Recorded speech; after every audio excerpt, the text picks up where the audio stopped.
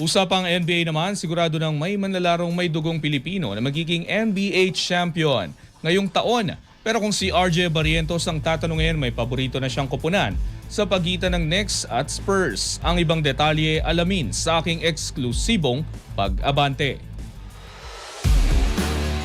Sports Now Exclusive.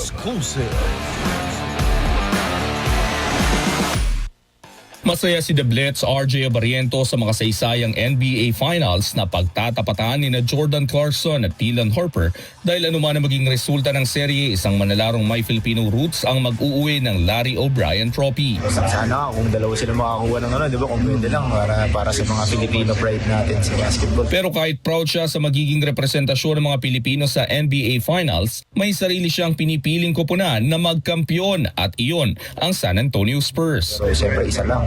Pero I'll go with Spurs. Ayon kay Barrientos, hindi lamang dahil sa mga star players ng San Antonio kaya niya pinili ang Spurs, kundi dahil sa kabuuang laro ng koponan sa magkabilang dulo ng court. Pero siyempre Clarkson naglaro na sa Gilas.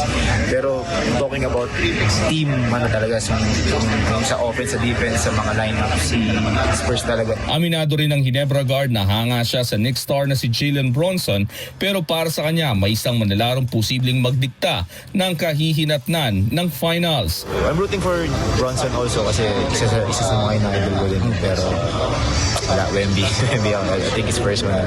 Kahit may sarili siyang hula sa magiging kampyon, naniniwala si Barrientos na panalo na ang Philippine basketball sa mga saysayang pagkakataong ito. Dahil sa unang pagkakataon, dalawang manlalarong may Filipino heritage ang nasa sentro ng pinakamalaking entablado ng basketball. Ako si Sus Valdez, Abante.